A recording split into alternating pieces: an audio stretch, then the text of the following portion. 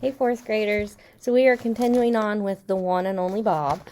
We are starting at chapter 41. If you're following along in the PDF, this is page 60 in the PDF. We're going to be reading from 41 to 55, which will be all the way through page 77 in the PDF. So 60 to 77 if you're following along. If you have a paper book of your own, page 41 or chapter 41 starts on 88. PDF, that's the online book, page 60. It's called Treat. So we've now met our new guest, our new addition to the Big Top Mall. Who is it? It's Ruby, right? A baby elephant. So Ivan finally has warmed up to her. She's starting to talk with Bob and Ivan when Stella's sleeping or resting. Stella's having a really hard time with her foot. She cut it when she was helping to coax or gently urge baby Ruby off of the truck. So her foot's still bothering her. Chapter 41 begins. It's called Treat.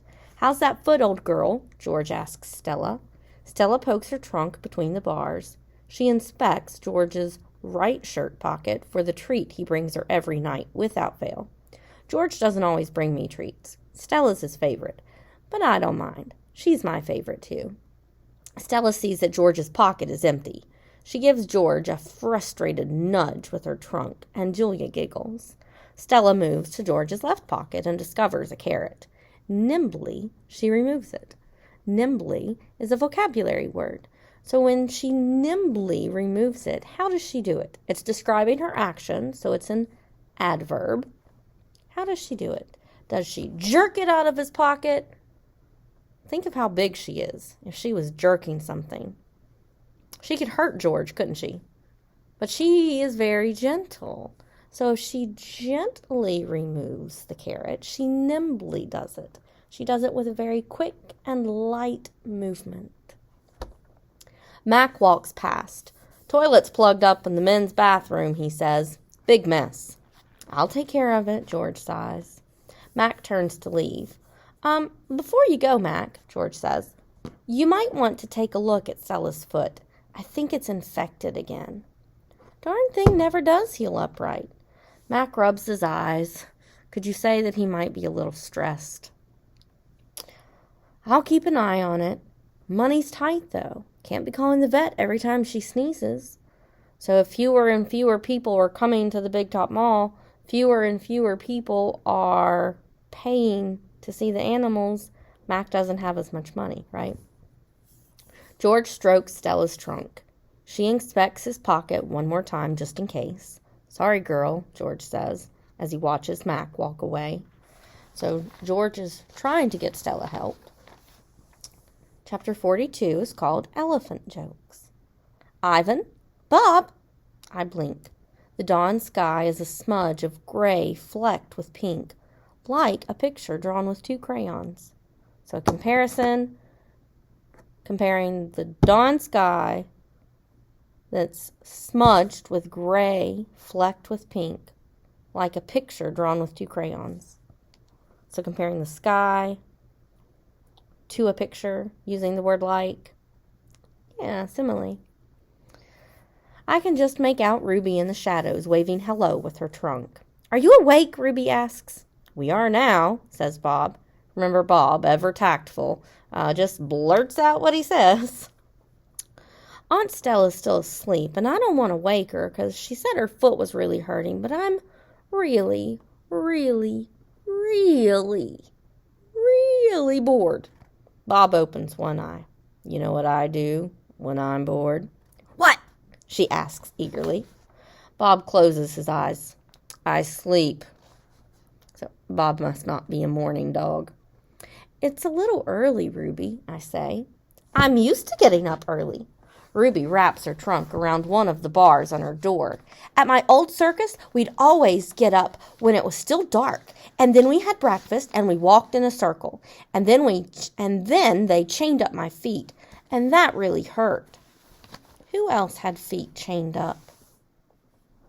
Stella, right? That's part of the reason she has the problem with her feet. Ruby falls silent. Instantly, Bob is snoring. Ivan, Ruby asks, do you know any jokes? I especially like jokes about elephants. Well, let me see. I heard Mac tell one once. I yawn. How can you tell that an elephant has been in the refrigerator? How? By the footprints in the butter. Can you imagine the size of a footprint left by an elephant in your butter? Will there be any butter left? An elephant's got a pretty big footprint, right? I imagine it would just squash the tub of butter, which I guess makes it the joke. Ruby doesn't react. I sit up on my elbows, trying not to disturb Bob. Get it? What's a refrigerator? Ruby asks. So see, she's been in the wild. She's been at a zoo, but she's never seen a refrigerator. It's a human thing. A cold box with a door. They put food inside. They put food in the door or food in the box? And is it a big box, Ruby asks, or a little box? I can see this is going to take a while, so I sit up all the way. Bob slides off, grumbling. I reach for my pencil, the one I snapped in half with my teeth when he was pouting. Here, I say, I'll draw you a picture of one. He doesn't have to use his imagination too much. He's seen a refrigerator before. But this is another change in Ivan. Normally he only draws what he sees within his domain, right? So he's having to remember the refrigerator. In the dim light, it takes me a minute to find a piece of paper that Julia gave me. The page is a little damp and has a smear of something orange on it. I think it's from a tangerine. I try my best to make a refrigerator. The broken pencil is not cooperating, but I do what I can. By the time I'm done, the first streaks of morning sun have appeared in flashy cartoon color. Boy, that's a very descriptive way to describe the morning sun. Flashy cartoon color. Those are sensory words, right? Describing how something looks. Those colors are bright and bold. I hold up my picture for Ruby to see. She studies it intently, her head turned to one side so that one black eye is trained on my drawing. There's Ivan. There's baby Ruby looking at his picture. Wow, you made that? Is that the thing you were telling me about before? Art? Sure is. I can draw all kinds of things. I'm especially good at fruit. Can you draw a banana right now? Ruby asks. Absolutely.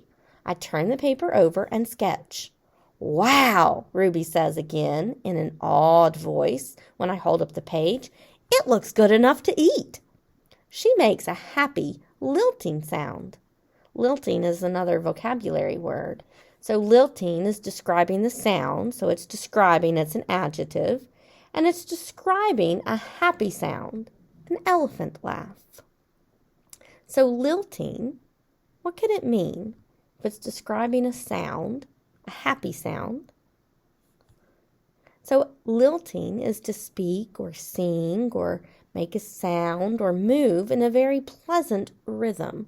So when we were talking about poetry and rhythm and songs and beats, those things that have a nice, pleasant, happy beat, they could be described as lilting. A lilting poem would be very happy and upbeat and pleasant.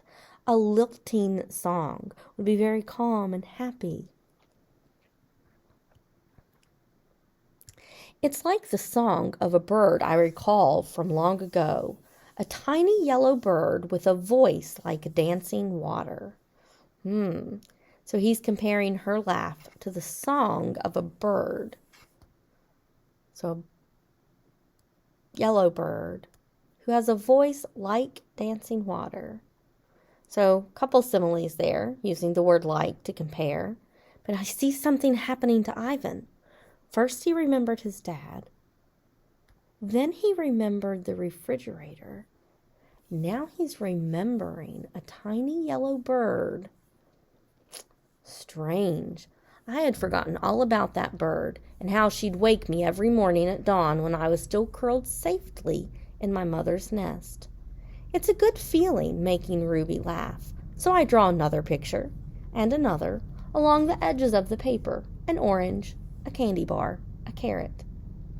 So Ivan, with the help of Ruby perhaps, is starting to remember.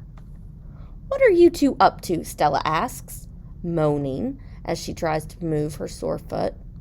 "How are you this morning?" I ask. "Just feeling my age," Stella says. "I'm fine."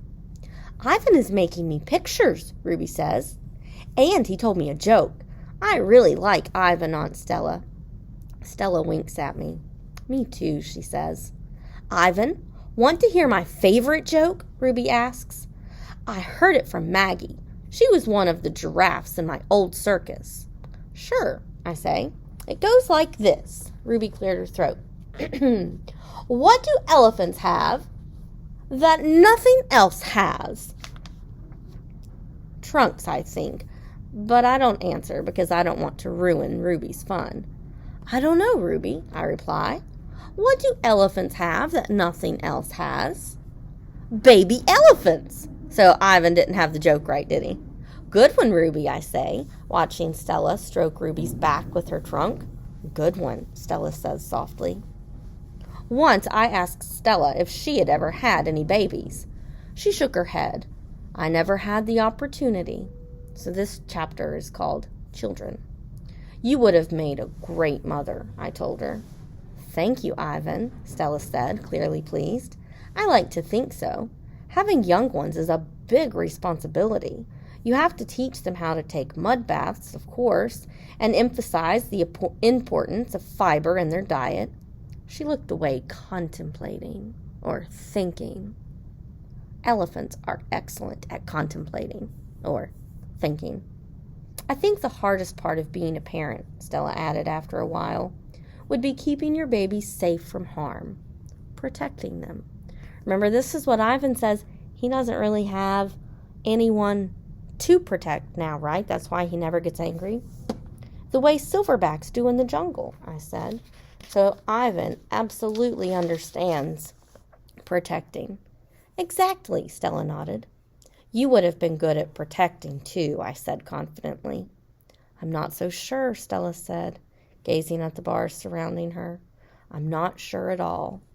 "So do you think she's maybe wishing she could protect Ruby in some way?" She keeps letting it be known that she's not very happy Ruby ended up in the cage just like her. And she was definitely not happy when she heard of how Ruby was treated at the circus. All right, let's keep going. This is called The Parking Lot. It's chapter 44. Mac and George are chatting while George cleans one of my windows. "George," Mac says, frowning, "there's something wrong with the parking lot." George sighs. "I'll take a look as soon as I'm done with this window." "What's the problem?" So is George maybe a little overworked? Mac keeps yelling at him to do things, and there's only one George. "There are cars in the parking lot." "That's what. There are cars in it. That's what's wrong. Cars, George." "What do cars mean in a parking lot?" "It means that there are people there." "People at the Big Top Mall." What does that mean for George and for Mac? "Money, right?" Mac breaks into a grin. "I think things are going to start picking up a bit. It's got to be the billboard. People see that baby elephant and they just have to stop and spend their hard-earned cash." It's the trick of the baby, right? Just like Mrs. Juicio with Fudge. Everybody loves the baby. Although I don't think she was a big fan of Fudge before she left. What do you think? "I hope so," George says. "We sure could use the business." Mac's right. I have noticed more visitors coming since he and George added the picture of Ruby to the sign. People crowd around Ruby and Stella's domain, oohing and aahing at the sight of such a tiny baby elephant. I gaze out at the huge sign that makes humans stop and spend their hard-earned cash. I have to admit that the picture of Ruby is rather cute, even if she doesn't look like a real elephant. I wonder if Mac could add a little red hat and a curly tail to the picture of me. Maybe then more visitors would stop by my domain. I could have used a few oohs and ahs myself. So is Ivan maybe still just a little bit jealous? I think he is. 45 is called Ruby's Story. Ivan, tell me another joke, please. Ruby begs after the 2 o'clock show. I think I may have run out of jokes, I admit. A story then, Ruby says. Aunt Stella's sleeping and there's nothing to do. I tap my chin. I'm trying to think. But when I gaze up at the food court skylight, I'm mesmerized by the elephant-colored clouds galloping past. Wow, what a description. Elephant-colored clouds. So what color are the clouds? Dark gray, yeah. And they're galloping past. Galloping like an animal would do. So are the clouds moving slow, or are they like really moving? It must be really windy. Yeah, if the clouds are galloping, I'd say it's very windy. Ruby taps her foot impatiently. She's waiting on that story, right? I know. I'll tell you a story, she says. A real live true one. Good idea, I say. What's it about? It's about me. Ruby lowers her voice. It's about me and how I fell into a hole. A big hole. Humans dug it. Bob pricks his ears and joins me by the window. I always enjoy a good digging story, he says. Why does he like digging stories? Dogs like to dig, right? It was a big hole full of water near a village, Ruby says. I don't know why humans made it. What do you think it was? A big hole filled with water near a village. Maybe a well? Possibly. Sometimes you just need to dig for the sake of digging, Bob reflects. So Bob kind of understands digging. We were looking for food, Ruby says. My family and I. But I wandered off and got lost and went too close to the village. Ruby looks at me, eyes wide. I was so scared when I fell into that hole. Of course you were, I say. I would have been scared too. Me too, Bob admits. And I like holes. The hole was huge. Ruby pokes her trunk between the bars and makes a circle in the air. And guess what? She doesn't wait for us to answer. The water was all the way up to my neck, and I was sure I was going to die. I shudder. What happened then? I ask. I'll tell you what happened, Bob says darkly. They captured her and put her in a box and shipped her off, and here she is. Remember, Bob doesn't trust humans, right? Not a fan. Just like they did with Stella. He pauses to scratch an ear. Humans. Rats have bigger hearts. Roaches have kinder souls. Flies have... Now, Bob, no, Ruby interrupts. So, Bob, not a fan of humans, and definitely not being tactful. Just blurting out what he says about how he thinks of humans, or what he thinks of humans. But Ruby interrupts him. She says, you're wrong. These humans helped me. When they saw I was trapped, they grabbed ropes, and they made loops around my neck and my tummy. The whole entire village helped. Even little kids and grandmas and grandpas. And they all pulled and pulled. Ruby stops. Her lashes are wet.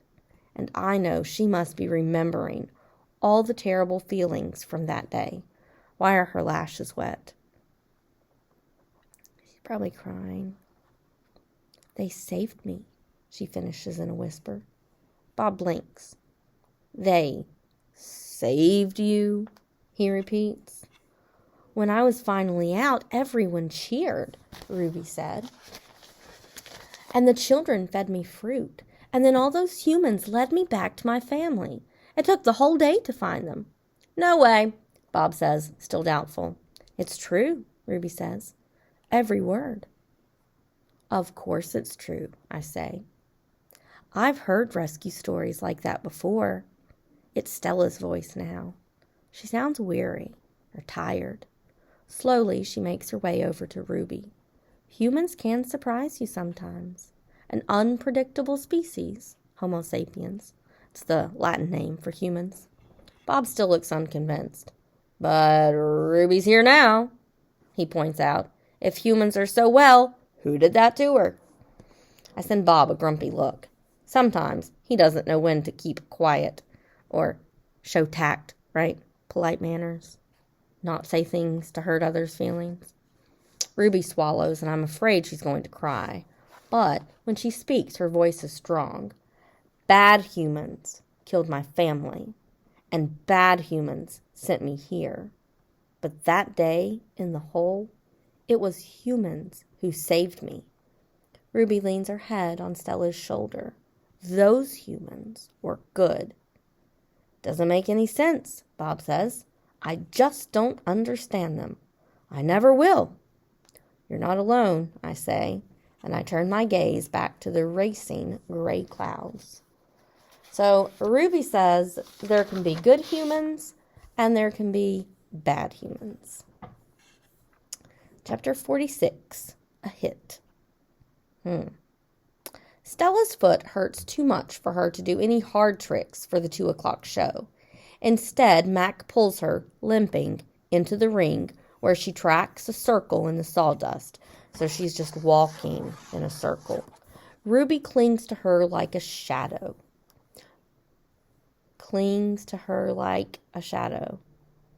Simile, right? And Ruby's eyes go wide when Snickers jumps on Stella's back, then leaps onto her head.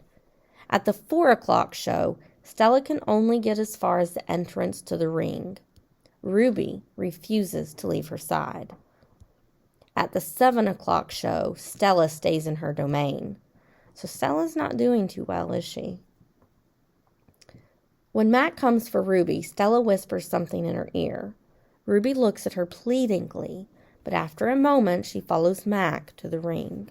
Ruby stands alone. The bright lights make her blink. She flaps her ears. She makes her tiny trumpet sound. The humans stop eating their popcorn. They coo. They clap. Ruby is a hit. I don't know whether to be happy. If she's hit, more people will come and Mac will be happy. Or sad. If she's a hit, Mac is going to use her a lot. There's baby Ruby. She looks really small in that big ring, doesn't she? All right, chapter 47 is called Worry.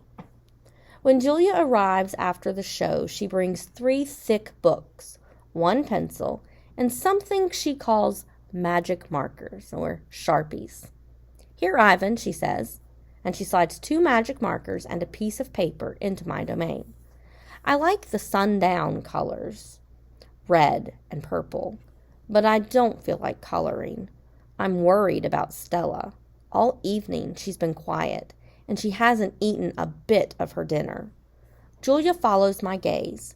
Where is Stella anyway, she asks, and goes to Stella's gate. Ruby extends her trunk, and Julia pats it. Hi, baby, she says. Is Stella all right? Stella is lying in a pile of dirty hay. Her breathing is ragged. Dad, Julia calls. Could you come here a minute? George sets aside his mop. Do you think she's okay, Dad? Julia asks. Look at the way she's breathing. Can we call Mac? I think there's something really wrong. He must know about her. George rubs his chin. He always knows. But a vet costs money, Jules. Please? Julia's eyes are wet. Call him, Dad. George gazes at Stella. He puts his hand on his hips and sighs. He calls Mac. I can't hear all of his words, but I can see George's lips tighten into a grim line. Gorilla expressions and human expressions are a lot alike. Mac says the vet's coming in the morning if Stella's not any better, he tells Julia. He says he's not going to let her die on him, not after all the money he's put into her. George strokes Julia's hair. She'll be all right. She's a tough old girl. Julia sits by Stella's domain until it's time to go home. She doesn't do her homework. She doesn't even draw. The promise. This is chapter 48. My domain gleams with moonlight when I awake to the sound of Stella's calls. Ivan, Stella says in a hoarse whisper. Ivan? I'm here, Stella. I sit up abruptly and Bob topples off my stomach. I run to a window. I can see Ruby next to Stella, sleeping soundly. Ivan, I want you to promise me something, Stella says. Anything, I say. I've never asked for a promise before, because promises are forever, and forever is an unusually long time, especially when you're in a cage. Domain, I correct.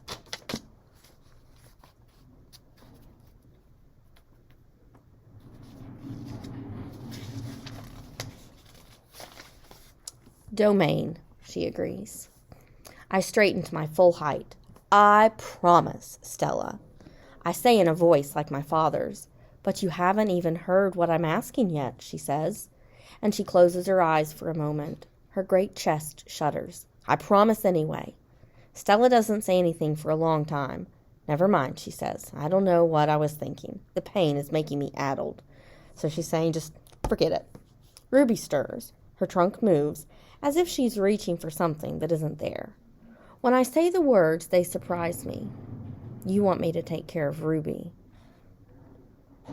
Stella nods, a small gesture that makes her wince. If she could have a life that's different from mine. She needs a safe place, Ivan. Not here, I say. It would be easier to promise to stop eating, to stop breathing, to stop being a gorilla. So making a promise that he's going to take care of Ruby is not an easy promise. And yet he says, I promise, Stella. I promise it on my word as a silverback. So he's making a promise to Stella. So Stella is thinking that something's going to happen, isn't she? Chapter 49 is called Knowing. Before Mac, before Bob, even before Ruby, I know that Stella is gone. I know it the way that you know that summer is over and winter is on its way. I just know. Stella once teased me that elephants are superior because they feel more joy and more grief than apes. Your gorilla hearts are made of ice, Ivan, she said, her eyes glittering. Ours are made of fire. Right now, I would give all the yogurt raisins in all the world for a heart made of ice. So Stella and her foot just weren't able to make it. And Ivan knows it as soon as it happens. Chapter 50. It's called 5 Men. Bob heard from a rat, a reliable sort, that they tossed Stella's body into a garbage truck. It took 5 men and a forklift. So they didn't even give her a proper burial. They just threw her away like garbage. Another reason that Stella made Ivan promise not to let Ruby stay at Big Top Mall. 51 is called Comfort. All day I try to comfort Ruby, but what can I say? That Stella had a good and happy life? That she lived as she was meant to live? That she died with those who loved her most nearby? Well, at least the last is true. She did die with those who loved her most nearby, so Ruby and Ivan and Bob were all right there. Chapter 52 is called Crying. Julia cries all evening, while her father sweeps and mops and dusts and cleans the toilets. When George sees Mac, he runs to him. I can only hear a few of his words. Vet. Should have. Wrong. So George is very upset, and we can assume he's saying something along the lines of, "You should have called the vet. You're wrong." You were wrong. And George is not very happy with Mac. Mac shrugs. His shoulders droop. He leaves without a word. Do you think he agrees with George? Do you think maybe he regrets not calling the vet? When George wipes the fingerprints off my glass, his cheeks are wet, and he doesn't meet my eyes. So, is Julia the only one crying? No, George is too. And you can understand why, right? Chapter 53, The One and Only Ivan. When all the humans have left, I send Bob to check on Ruby. "How is she?" I ask when he returns. "She was shivering," Bob says. "I tried to cover her with hay, and I told her not to worry because you were going to save her." I glare at him. "You told her that?" "You promised Stella." Bob lowers his head. "Wanted to make the kid feel better." "I shouldn't have made that promise, Bob. I just wanted—" I point to Stella's domain, and for a moment, it seems like I've forgotten how to breathe. I wanted to make Stella happy, I guess. But I can't save Ruby. I can't even save myself. I flop onto my back. The cement is always cold, but tonight it hurts. Bob leaps onto my belly. "You are the one and only Ivan," he says. "Mighty Silverback." He licks my chin, and he's not even checking for leftovers. "Say it," Bob commands. I look away. "Say it, Ivan." I don't answer, so Bob licks my nose until I can't stand it any longer. "I am the one and only Ivan," I mutter. "And don't you ever forget it," he says. So he's needing a little wake-up call. When I gaze at the food court skylight, the moon Stella loved is shrouded or covered in clouds.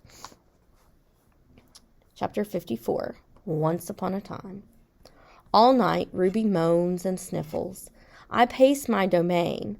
I don't want to fall asleep in case she needs something. "Ivan," Bob says gently, "get some sleep, please, for your sake and for mine." Bob can't sleep unless he's on my stomach. I hear a stirring. "Ivan," Ruby calls. I rush to my window. "Ruby, are you all right?" "I miss Aunt Stella," Ruby sobs. "And I miss my mom and my sisters and my aunts and my cousins, too." "I know," I say, because it's all I can think of. Ruby sniffles. "I can't sleep. Do you know any stories the way Aunt Stella did?" "Not really," I admit. Stories were Stella's specialty. "Tell me a story when you were little," Ruby pleads. She puts her trunk between the bars. "Please, Ivan." Remember, he doesn't remember. He chooses not to remember. I scratch the back of my head. "I don't remember things, Ruby," I admit. "It's true," Bob says, trying to be helpful. "Ivan has a terrible memory. He is the opposite of an elephant." Ruby lets out a long, shivery breath. "Oh, well, that's okay. Night, Ivan and Bob." I listen to Ruby's soft sobs for long, horrible minutes. Then I hear myself saying, "Once upon a time, there was a gorilla named Ivan." And slowly and deliberately, I try to remember. What is happening? Ivan is trying to remember. So while not exactly the best situation and not a happy time, Ruby is doing something that's going to help Ivan, right? She's helping him remember. Chapter 55 is called The Grunt. I was born in a place humans call Central Africa. Ivan is remembering. In a dense rainforest, so beautiful, no crayons could ever do it justice. Gorillas don't name their newborns right away the way humans do. We get to know our babies first. We wait to see hints of what might yet be. When they saw how much she loved to chase me around the forest, my parents decided on my twin sister's name, Tag. Now it makes sense that the stuffed animal is called Not Tag. It kind of replaces his sister, but not in a way that can replace his sister. Oh, how I loved to play tag with my sister. She was nimble. There's that word again. She was quick and light. But when I got too close, she would leap onto my unsuspecting father. Then I would join her, and we would bounce on that tolerant belly until he gave us the grunt, the rooting pig sound that meant enough. The game never got old, although my father might have disagreed. What a turn of events, because it is extremely sad that Stella passed away. But it's leading our story. We're seeing Ivan able to remember, and Ivan has made a pretty significant promise to Stella. The promise being that he's going to protect Ruby. He's going to take care of Ruby. So we'll have to see what Ivan does to protect Ruby. That's where we're going to stop. And we will continue reading on Monday. Okay? Bye, guys.